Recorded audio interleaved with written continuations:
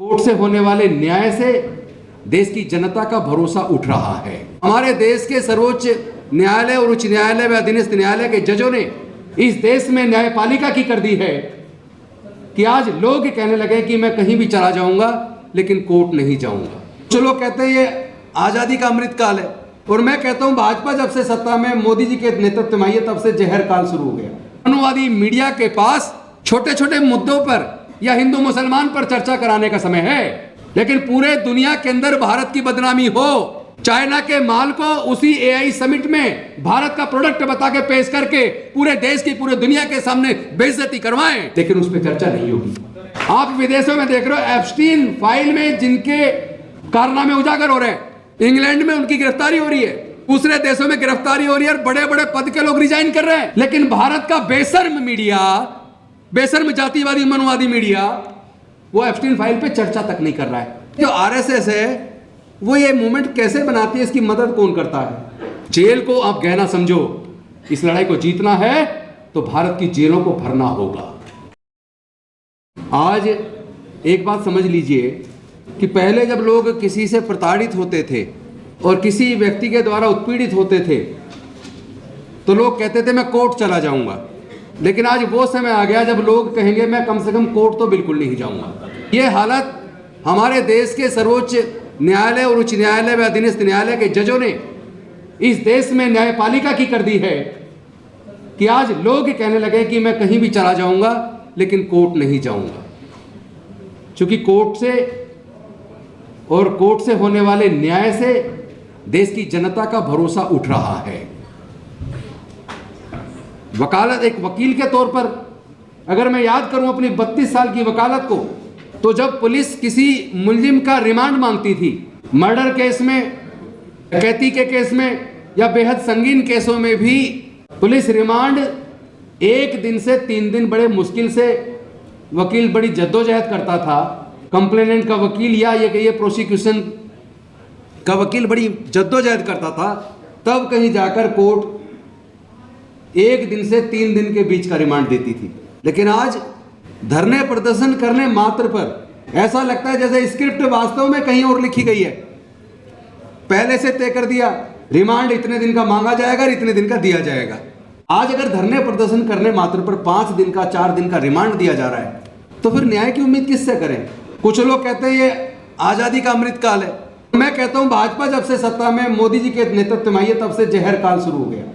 भारत में धार्मिक रूप से धर्म के आधार पर नफरत का जहरीला काल चालू हो गया, भारत में जाति के आधार पर जहर काल शुरू हो गया। लड़ाई इतनी आसान नहीं है जितनी आप समझ रहे हैं। जैसा उर्मिलेश जी ने बताया कि एक जगह बैठ कर तय हुआ और एक मूवमेंट बना दिया यूजीसी को। ये यूजीसी, ये जो आरएसएस है वो ये मूवमेंट कैसे बनाती है, इसकी मदद कौन करता है? एक्चुअली भारत में लड़ाई विचारधारा की है और हमारे लोग विचारधारा से नहीं लड़ते, क्योंकि उस विचारधारा को मजबूत करने वाले लोग हमारे लोग हैं। एक तरफ हम कहते हैं कि देश में सवर्ण जाति 10 से 12% है, और हम ही लोग पहले सुना करते थे बहुजन समाज 85% है। माइनॉरिटी को जोड़ लें तो SC ST OBC माइनॉरिटी की जनसंख्या भारत में लगभग 88% है। तो ये 12% लोगों की सोच, जहरीली सोच और षड्यंत्र इतनी तेजी से कैसे फैल जाता है? क्या 88% लोग इतने कमजोर लोग हैं कि वो अपने न्यायिक बात को, अपनी जायज बात को, एक मानवतावादी सोच को फैलाने में भी उनको प्रॉब्लम हो रही है? एक्चुअली फर्जी नैरेटिव बनाया जाता है और उसको मीडिया के माध्यम से एक मुद्दा बनाया जाता है, और ये मुद्दा पहली बार नहीं बना। जैसा उर्मिलेश जी ने बताया, जब दूध पिलाया था गणेश जी को तो भी उसी मीडिया ने उस षड्यंत्र को आगे बढ़ाया। जब आरएसएस के बूढ़े अन्ना हजारे को रामलीला मैदान में बिठाया तो इसी मनुवादी मीडिया ने 24 घंटे टीवी पे दिखा के उसको एक मुद्दा बनाकर यूपीए सरकार को बदनाम किया। आंदोलन पांदोलन कुछ नहीं है, तो मीडिया जिसको चाहे आंदोलन बना दे। 10 आदमी आंदोलन कर रहे हैं, उसको बार बार दिखा के पूरे दिन दिखाओ तो वो धीरे धीरे अपना फैल जाएगा, और बड़े से बड़े आंदोलन को बिल्कुल भी मत दिखाओ, वो ठप हो जाएगा। ये तो बड़ा आसान काम है। तो हमें समझना पड़ेगा कि लड़ाई इतनी आसान नहीं है। अभी आपने एक वीडियो देखा होगा कनॉट प्लेस का, उधर सुप्रीम कोर्ट के माननीय chief justice of India justice Suryakant ji कह रहे हैं कि क्या हम भारत वापस पिछली दिशा में जा रहा है, जाति खत्म हो रही है, क्या दोबारा जाति बढ़नी है, इससे तो समाज बढ़ जाएगा। अरे भाई वो वीडियो देख लो, एक शिक्षक, एक अध्यापक कनॉट प्लेस के अंदर, उसको कोई वीडियो, कोई यूट्यूबर है या कोई चैनल वाला है, वो इससे इंटरव्यू ले रहा है और वो कह रहा है कि इंटरव्यू देते वक्त कह रहा है कि हाँ मैं बोल रहा हूं, पैर की जूती सर पर नहीं रख सकते, आप अपनी ये जूती सर पर रख लोगे क्या? ये समाज जो है इसमें कोई छोटा है कोई बड़ा, तुम छोटे को, यानी वो कह रहा है इसको अछूत को और शूद्र को, यानी इस बहुजन समाज के लोगों, पिछड़े वर्गों को मैं हम सर पे बिठा लेंगे क्या? कभी नहीं बिठाएंगे। रेफरेंस इसी यूजीसी की गाइडलाइन पे था। तो पहले तो मैं कह दूं ये यूजीसी नाकाफी है, हम इससे बिल्कुल भी संतुष्ट नहीं है, क्योंकि ये आईआईएम, आईआईटी या वो इंस्टीट्यूशन, वो एजुकेशनल इंस्टीट्यूशन, वो हायर एजुकेशन के इंस्टीट्यूशन जो यूजीसी से एफिलेटेड नहीं है, ये उन पे लागू नहीं होता। तो हमारी तो सीधी मांग है, हमें रोहित एक्ट चाहिए और तमाम देश के जो इंस्टीट्यूशन है हायर एजुकेशन उन सब पे लागू हो, उन शिक्षकों पे भी लागू हो जो उत्पीड़न कर रहे हैं, पक्षपात करते हैं, और उन छात्रों पर भी लागू हो। एक तो मेरी ये मांग है। दूसरी बात, उन सुप्रीम कोर्ट, हाई कोर्ट के जजों से क्या आप न्याय की उम्मीद करोगे जो एक बलात्कार के केस में एक आरोपी को यह कह के बरी कर दे कि आरोपी सवर्ण जाति का है और पीड़िता अछूत जाति की है, तो ये अछूत जाति की महिला को सवर्ण जाति का व्यक्ति छू ही नहीं सकता, तो बलात्कार तो हो ही नहीं सकता। अगर ऐसी सोच एक हाई कोर्ट के जज की है और उस जज से आप अगर ये सोचे वो न्याय करेगा, और वो हाई कोर्ट या सुप्रीम कोर्ट का जज जो निर्णय देते वक्त अपने उस जजमेंट में मनुस्मृति का साइटेशन दे या मनुस्मृति की तारीफ करे, तो ऐसा जज न्याय करेगा, मुझे ऐसे जज से न्याय की कतई उम्मीद नहीं है। आज ऐसे जजों की मेजोरिटी बढ़ गई है, पहले कम थी, इक्का दुक्का हुआ करते थे, बाकी जजों से न्याय हो जाया करता था। लेकिन आज सर्वोच्च न्यायालय और उच्च न्यायालयों में ऐसे जजों की संख्या मेजोरिटी में हो गई है जो कहीं ना कहीं जिनके अंदर में प्रिजुडिस है, जिनके अंदर जाति की सुपीरियरिटी का भाव है। तो चूंकि माइक बार बार मेरी तरफ देख रहे हैं और मैंने भी कहा कम टाइम लूंगा, तो मैं सीधे 2-3 मुद्दे कह के अपनी बात खत्म करूंगा।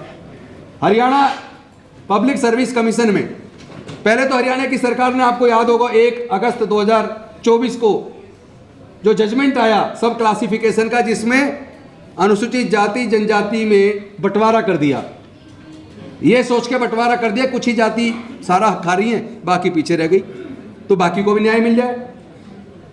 उस जजमेंट का को जल्दी से जल्दी लागू करने वाले स्टेट में हरियाणा, बल्कि वो तो पार्टी था। तो अभी पिछले दिनों इंग्लिश के असिस्टेंट प्रोफेसर की वैकेंसी निकली और उसमें जो क्वालिफिकेशन चाहिए थी या नेट जीआरएफ जो भी कुछ चाहिए था, वो बच्चे काबिल थे। उसमें 2 कैटेगरी शेड्यूल कास्ट की, 60 वैकेंसी एक में और 60 एक में। इंग्लिश के असिस्टेंट प्रोफेसर 60 शेड्यूल कास्ट की ए कैटेगरी से बनने थे और 60 बी कैटेगरी से।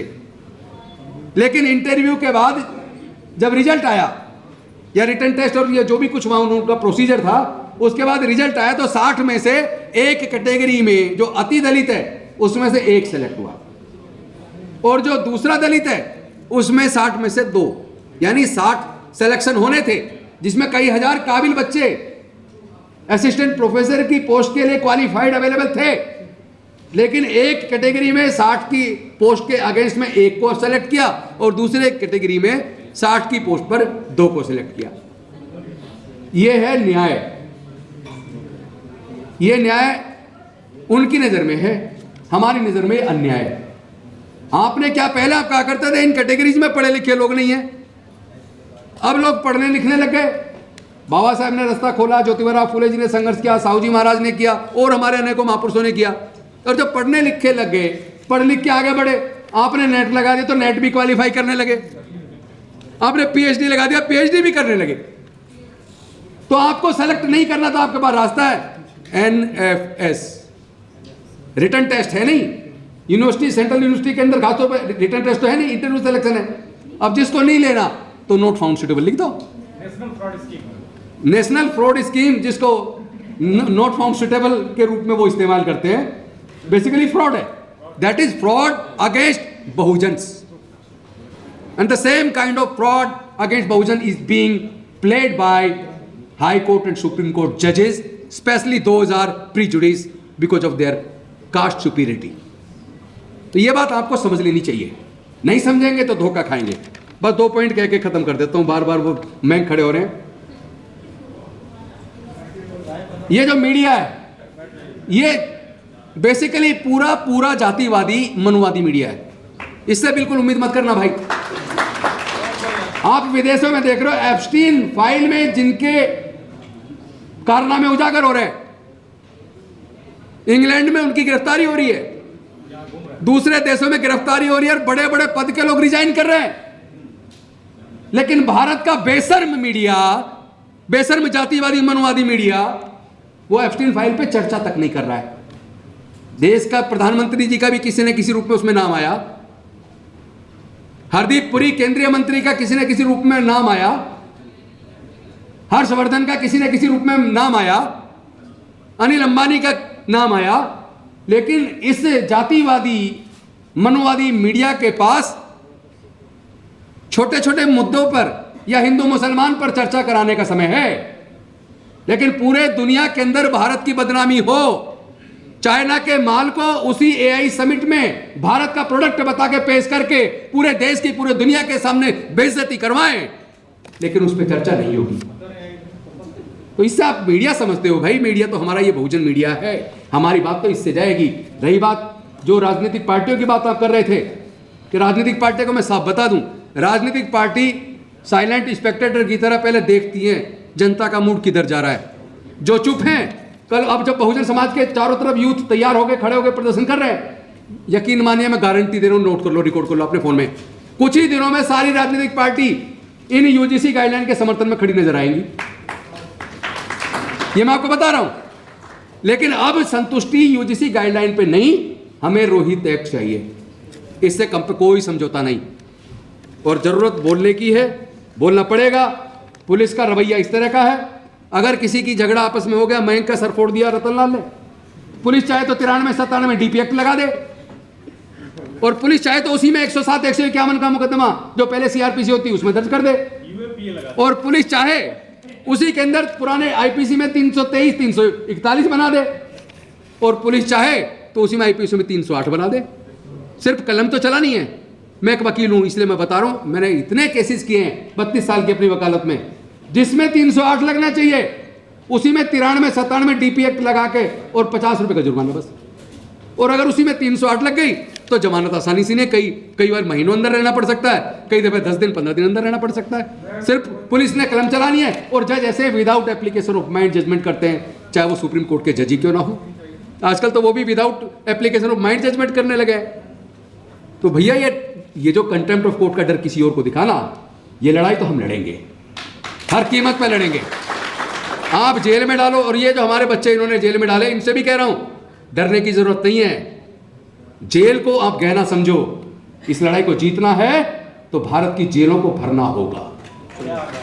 हम ये लड़ाई जीतेंगे, हम लड़ेंगे, हम जीतेंगे। जय भीम।